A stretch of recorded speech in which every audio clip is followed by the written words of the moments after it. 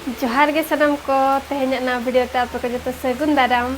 चले का मेना पे ताबो आशा इन जतो नापाय रेगे मेना बना आर नितोंग दो नय बालकनी से रे मिनेኛ नते नय बन नेल दा गे तिना सत्तो दा ᱧᱩᱨ ए नते पारादीप सेन दो होला करे खना अडी जुर जपुद आय गोटा दिन ᱧᱩᱨ पाले नितोंग नय 9टा गान हुईना समय को दो तो इनांग सिम दा करे खना दो सत्तो ᱧᱩᱨ आय फादा तो बाय फादा बड़ा ए उना सत्तो ᱧᱩर ए ओकासन हम बाय सेनो चोआ कना तो वीडियो रे ताबन जड़ा कते तहन पे और नेल ओचबन मांग सेन जपुद जपुद चेक को चेका हुई कना तो निया जपुद को चाबा बड़ा लेखान आरो राबांग पिदन अडी जुर रियार ना रियार को ओना राबांग एहब लगन के ना दा को दो नकाय ᱧᱩᱨ ए दा को नते हिजु कना सतो होय आते ᱧᱩᱨ ए से होय ए आरो नते नते झाटा हिजु कना तो जोड़ा कतन ताबन तहन पे नेल चबुनी हा मांग सेन चेक को चिका हुई कना ये बरसी मन ओय राबांग को एहब गोडेना तो राबांग कना आर तो नय बड़ा को हुई गोडेना आर सेता नाश्ता बना को होना को ताबन सेता जम जिखा थन इन हुई गोड आका आर तेहेñ नाश्ता तो ताबन नय इडली पेना ले तहनो नय तरंग आर नतरे मटर उतु नय आदो नवागिन जम लगिन हा आर बेड़ा हो अडिकान के बेड़ा गोडेना तो दिन गिन तायम को नाश्ता को दाका को मिधौते जम लेका नाश्ता जम ᱧᱚᱜ काते आरो इना घंटे गान परे आरो दाका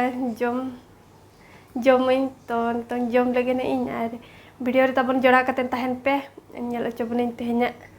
ब्लॉग वीडियो रे चेक को चिका हुई कना तार ओको को जदी ताबन चैनल पे नवा गया एनखान सब्सक्राइब दो का पे आरो नोका के आपे को लगिनते मांग से नवा नवा ब्लॉग वीडियो इन अगुया तो नितों जम लगी नोते रे नय उतु चोंदा हका आर तेहेñ उतु दो हुई कना भुंडी गाजर आलू तो भाजा ये आर नोते रे नय हिटो रे दाकन चोंदा हका नो हेडेजो कना आर नोते रे आड़ा चातम आड़ा तो नवा उतुई लगन कम धारा सारे ᱧᱚᱜ कना उतुई लगन अरी सलाया तो नितों सलायें आर उतुयें हा आर तेहेñ मा नय 28 तारीख कना तो तेहेñ मा चंद्र ग्रहण जहाँ ले अबन चांदो गानहा कने तेहेñ मा आर उनका तो ना अब तो नवा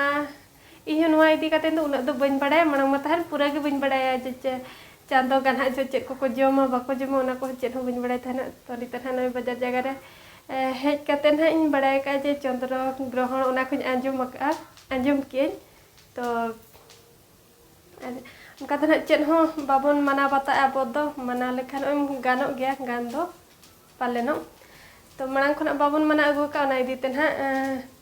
नवा दिन करे हो आसो को बन जम गया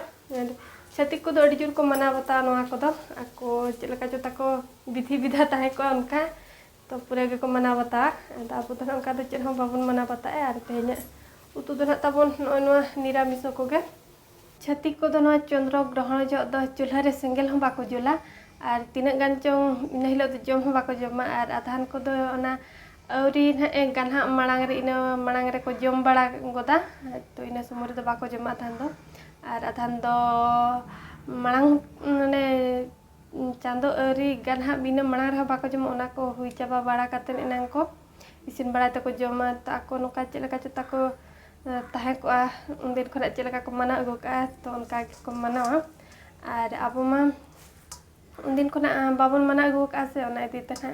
बाबन मना और अब संताल हो तिने गान चबन मना गया तो नवा दो पलन मना लेखान बेस गया चदा से चादो बगा जहां सितुंग ए तो ओना प्रभाव अब ठेन पड़ा कान गया चा सितुंग जो अब पूरा के सितुंग बना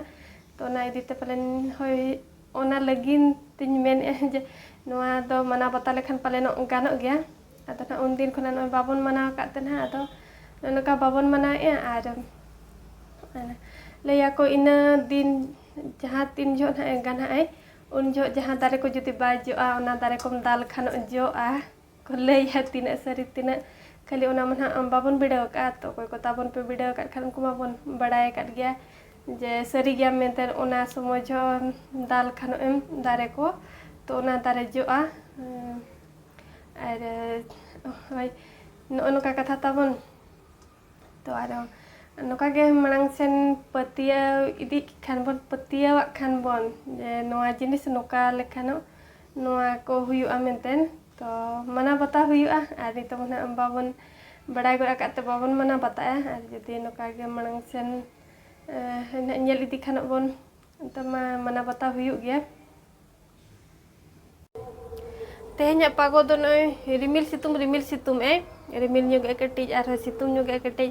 तो नितों दो ना नय हुड़ू को बिली कान दो नोका गया रिमिल ᱧᱚᱜ कटिज सितुम ᱧᱚᱜ हरो बरो बनाय ना जहाँ को बिली को ना ir भिंदर का बन और साड़ी को बाय रोहड़ चाबा का खाली हुड़ू तक बिली को साड़ी को मनते बाय रोहड़ को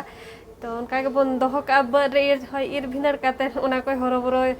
सांटा बड़ा च बनाय तो नितों मा नोका गया और तेहेन मन है नितों 4टा 5 टाइम एम का चंद्र ग्रहण मा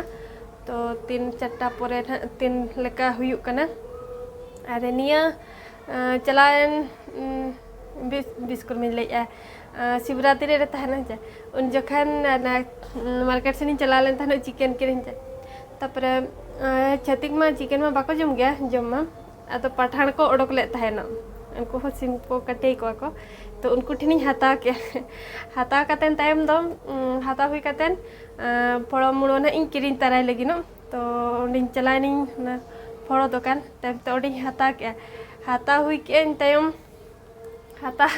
परे जरी रे को संभा दिया जरी रे संभा कातेन टाइम तो को घट के तो को इमें के ना अद इन ती बांग बढ़ा कातेन उना बेगिन बढ़ा के जहां बेग रे तहन चिकेन इन दोहल तो उन्हीं बढ़ा के उना रे ना अतंग इन टाइम दो उन्हीं दुकान वाला पलेन ओसो के दिया तो एम दो एमा दिया उना बैग रेगे टाइम चेन हो बाय मेता दिया उन जो दो टाइम इन उना दुकान खन नासिन सहान उना टाइम दो उनको ako दुकान पले को कथा कना इना सुर करे को दुकान का दो तो कोयो इन कना को सकतो खान इन कोयो रुवाड़ के इन टाइम दो पूरा बोतर गिन बुझाव के इन मेन इन होय बोतर गे उनका को कोयो मिखानो टाइम त सहाय ने इन दाल एमना को चे ठिकान मेना तो कुड़ी को दो उना लगन दो बाको दाल को बना कोड़ा को दो उनका को मेन गोड़ा को गे कुड़ी तो उना लगन का बाको मेन गोड़ा बना अड़ी जोर बोतर गिन बुझाव के आ तेहኛ वीडियो दो ना तबन नोका के ताहे कने चे लेका पे बुझाव के कमेंट कातन लay पे ना और वीडियो पे कुसिया कान खान लाइक ᱧᱚᱜ का पे तबन और ओको को जदी चैनल रे पे नवा गया खान सब्सक्राइब का पे तो नोडे के ना बन मुचाद का कना और मुचाद रिन पास्टा सेन खना जतो को गे जोहार गे।